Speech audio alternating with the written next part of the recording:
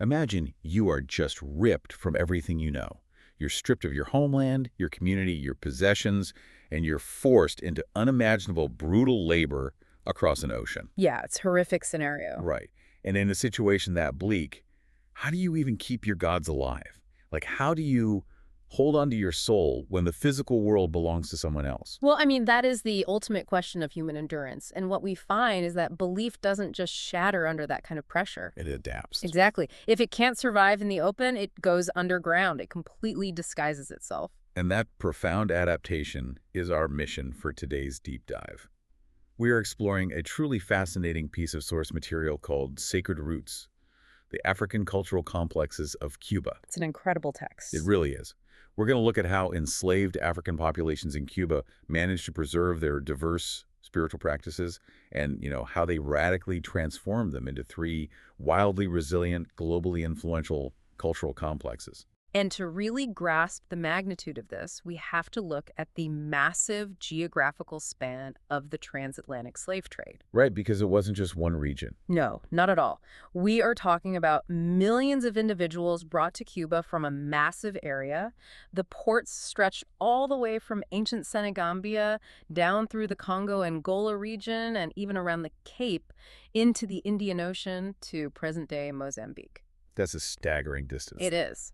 And these people did not arrive as blank slates. They brought highly sophisticated, ancient belief systems with them. Which is something that was, frankly, completely overlooked for a long time. Well, totally ignored. Yeah, due to deeply ingrained racist disdain and just crass ignorance from colonial authorities, these complex systems were entirely dismissed. They were labeled as primitive witchcraft or just brushed off as cosas de negros, which roughly translates to affairs of the blacks. And that dismissal was just a tragic intellectual failure of the time. Absolutely. Because these systems were far from primitive. I mean, there were complex frameworks for understanding the universe, morality, and nature itself. And they didn't just quietly survive in the shadows of the sugar plantations. It evolves. Yeah, they actively assimilated, they blended with each other, and eventually they wove themselves into the very fabric of Cuban national identity, art, and music. So if you're deeply interested in anthropology or you are just captivated by the sheer resilience of the human mind under extreme duress, you are going to find this fascinating. Definitely. To start, let's look at the shared DNA among these three major complexes, which are Palo Monte, Ochaifa, and Abakuá. Oh. Even though the people practicing them came from completely different corners of Africa, there were some striking similarities across the board, right? Oh, yeah. They absolutely share a foundational worldview. For instance, in all three, there is the concept of a distant supreme creator. Okay. Depending on the tradition, this deity goes by different names. So it's Nzambi in Palo, Olofi or Olodumare in Ocha, and Abasi in Abakuá. But this creator isn't like micromanaging daily life, right? No, not at all. Because I was reading about how this deity is responsible for the initial spark of creation, but then kind of steps back. They become somewhat indifferent to the daily destiny of humanity. Precisely. They leave the day-to-day operations to lesser spirits and forces. It's an incredibly pragmatic view of the divine. Makes sense. And beyond that, they all share a deep animism, the idea that spiritual forces are alive in rocks, rivers, and trees.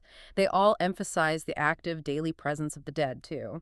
And they have to feed the gods, right? Yes, they all share this concept that the deities literally must be fed through ritual banquets. But one of the most compelling shared traits is the use of talking drums to communicate with the divine. Okay, I have to stop you there because the phrase talking drum sounds, well, it sounds metaphorical. But we aren't just talking about a drum beat. How does a drum actually talk? It's brilliant, actually. Many West African languages are tonal, meaning the pitch of a word entirely changes its meaning. Oh. So a skilled drummer isn't just playing a rhythm. By manipulating the tension of the drum skin, they can change the pitch to literally mimic the tonal inflections of human speech. That is unbelievable. Yeah. The drum is actually speaking the language, broadcasting complex messages and prayers that the uninitiated just hear as music. So they are broadcasting their rituals right out in the open, and the overseers just think it's a song. Exactly. That is nuts. Now, when we look at these practices taking root in Cuba, I think it's tempting to assume someone just packed up a religion in Nigeria and, unboxed it perfectly intact in the Caribbean. But the source material suggests it's much more complicated than that, like a linguistic Creole, but for the soul.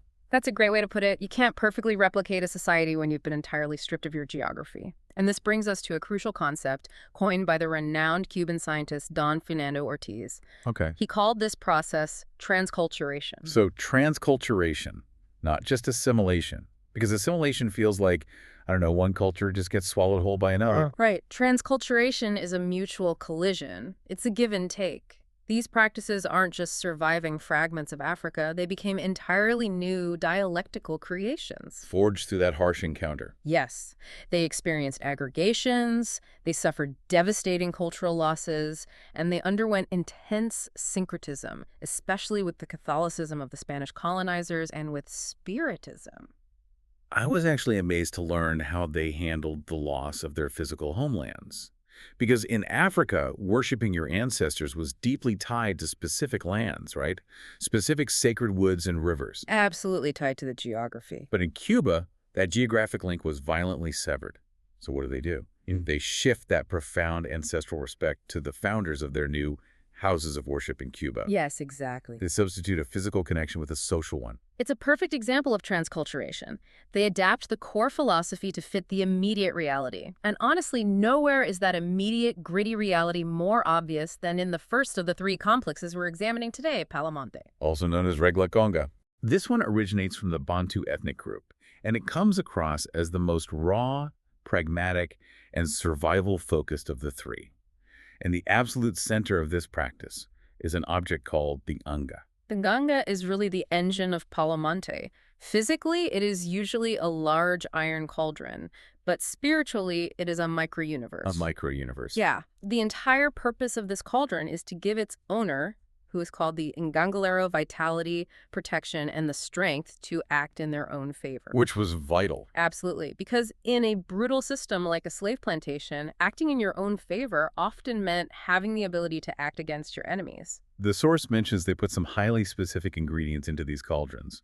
What exactly goes into a gunga to give it that kind of power? It's essentially a customized spiritual toolkit based on the deep observation of nature.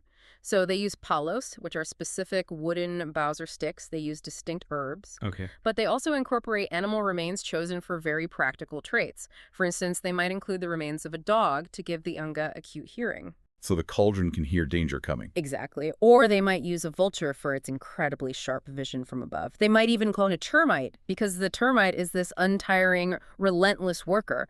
Every ingredient has a very distinct job. Now, here's where it gets really interesting, but maybe a bit intense. If you're listening to this and thinking, okay, sticks and animal parts, I can follow that. Well, the source says a yunga also requires human remains, the afumi. Yes. And historically, these were obtained from local cemeteries. So how do we look at this objectively without just instantly falling back into that old colonial stigma of black witchcraft? Well, we have to step out of our modern comfort zone and look at the power dynamics of the 19th century sugar plantation. Okay. You have an enslaved person who has zero legal rights, zero bodily autonomy, and absolutely zero physical power. The gunga was a profound spiritual mechanism to reclaim agency. Right. In fact, the dynamic inside that cauldron directly mirrored the socio-productive relations of the plantation itself. Wait, I'm having a hard time wrapping my head around that. Why would you want to recreate the nightmare of the plantation inside your sacred object? Because inside the cauldron, you are the master. Think about the hierarchy. The gangolero, the owner of the cauldron, steps into the role of the plantation owner. Oh, I see. Then the human spirit, the infumi, acts as the mayoral, the overseer who organizes the powers. And all those sticks and herbs, the palos doing the actual physical work, they represent the enslaved workforce. Oh, wow. So they took the brutal, oppressive hierarchy that crushed them every single day, and they miniaturized it. Yes. They flipped the script so that in the spiritual realm, they were the ones calling the shots. It was a psychological and spiritual survival tool. Exactly. It wasn't just evil witchcraft. It was a profound method of commanding raw power in a totally powerless situation. It was about raw survival. But, survival isn't just about fighting off enemies or reclaiming raw power. It's also about maintaining a sense of humanity. And that leads us perfectly into the second cultural complex, which took a very different path. Right, moving from commanding raw nature to elevating human struggles. Exactly. It elevated those struggles into this incredibly rich, interactive pantheon of divine personalities. We were talking about Ochaifa, which most people know today as Santería. And this complex originated primarily from the Yoruba people of southern Nigeria. And to really understand the deities here, the Orishas, I think we have to enthusiastically throw out the traditional idea of a Catholic saint. Oh, completely. Because we hear saint and we think of a pristine, untouchable figure radiating pure moral perfection. But I love how the source describes the Orishas. They are much closer to the Greek Olympian gods. That is a fantastic analogy. Because the Orishas represent the fundamental forces of nature, sweet waters, thunder, vegetation. And because nature is wildly unpredictable, the Orishas have very human passions. They aren't perfect. No. They can be incredibly generous and wise, but they can also be jealous, mean, unmerciful, and flawed. They hold grudges, they fall in love. Which makes them so much more relatable. But if they are so different from Catholic saints, why is the practice universally known as Santería? Because of a brilliant survival strategy, spiritual camouflage. The enslaved Yoruba people realized they couldn't openly worship their gods in Cuba without facing severe punishment from the heavily Catholic Spanish authorities, so they mapped their Orishas directly onto the iconography of the Catholic saints. They hid them in plain sight. Exactly. There are some amazing examples of this syncretism. For instance, the Orisha Babalu Aye, who governs infectious diseases, was mapped onto San Lazaro, specifically because the Catholic imagery showed Lazaro on crutches, surrounded by dogs. It was a perfect visual match. Yes. You also have Ochun, the Orisha of sweet rivers and love. She was syncretized with the Virgin of La Caridad del Cobre. Yamaya, the maternal Orisha of the sea, became the Virgin of Regla. And then there's Shango, right? The incredibly virile, violent god of thunder and drums. He was mapped onto Santa Barbara largely because her Catholic iconography features a sword, a castle, and she's associated with lightning strikes. So when the overseer looked into the slave quarters, they just saw a fervent devotion to Santa Barbara. They had no idea they were actually looking at the worship of a Yoruba thunder god. It's genius. Now, as fascinating as that is, experts today actually prefer to call the system Uchaifa rather than Santería because it's really made up of two distinct branches. Could you clarify the difference between those two halves? Absolutely. Understanding the difference between Ocha and Ifa is key. Let's start with the Ocha side. This is the more visible, interactive branch. This is the side with the music, right? The beating of the drums, the dancing, and spiritual possession. Yes. Men and women can both be priests here. And when they need to communicate with the Orishas, they use a divination system called the Dilagun, which involves throwing 16 consecrated cowrie shells. Okay, so it's communal and vibrant. Exactly. But then you have the Ifa branch, which acts as the deeply scholarly, highly secretive counterpart. Ifa is strictly masculine-only divination. No music here. None. There is no dancing, no drumming, and absolutely no spiritual possession. The high priest is called the Babalo. Right, and he uses an instrument called the okpele. What exactly is that, and how does it predict anything? The okpele is an 8-piece chain made of coconut shell or seed pods. When the Babalo casts this chain onto the sacred board of Ifa, each of those 8 pieces lands in one of 2 ways, either concave or convex, face up or face down. Basically like flipping 8 coins at once, heads or tails. Precisely. And mathematically, if you have 8 pieces, each with 2 possible states, that creates 256 unique combinations. It is quite literally an ancient binary code. That is staggering. It's like an ancient 8-bit computer system. It really is. And each of those 256 combinations corresponds to a specific sign. And every single sign contains a massive collection of complex literary combinations, proverbs, and mythological stories. So they use that to guide daily life. Yes. They even gather yearly, a large council of babalos, to announce the Letra del Año, the letter of the year, to guide society against upcoming threats. That is so comprehensive. Now, while Santería has recently become highly commercialized and internationally famous, the third cultural complex took the exact opposite route. It did. It retreated into absolute sworn secrecy. Right. We were talking about the Abakuá, also known as the Ñáñigos. The Abakuá trace their roots back to the semi-Bantu regions, specifically Old Calabar. And back in Africa, these started as male-only leopard men societies. Okay, so here's my big question. What does this all mean for Cuban society? Because the text says these secret mystical brotherhoods were actually deeply tied to the Cuban labor movement. How does a secret leopard society help build labor unions? It sounds like a contradiction, but it makes perfect sense when you look at who joined. The members worked heavily in the major, grueling labor hubs of Cuba. They were in the slaughterhouses, the tobacco factories, and on the The docks. industrial working class? Exactly. And because they were sworn to absolute mutual assistance and protection as ikobios or brothers, this religious solidarity naturally strengthened their early labor unions. A union backed by a sacred oath. Yes, they pooled their money, they protected each other, and they wielded immense working class power. They even migrated to Key West in 1869, enriching the city and using their networks to aid the Cuban independence cause. They were incredibly influential. But their internal history had some wild drama, particularly around integration. Oh, definitely. Originally, there were only black branches, like the Efik and Ikoi. But in the 1880s, an Abakuá leader named Andrés Petit did something shocking. He sold the society's deep secrets to white men. I imagine that caused a massive uproar. It sparked outrage and bloodshed. There was angry rejection from the traditional branches, but ultimately that controversial act led to racially integrated societies by the 20th century. And that brings us to their sacred space, the Yeah. Famba. Unlike Ocha, there is no spirit possession here, right? Right. In the Famba, spirits manifest through Irims, or little devils.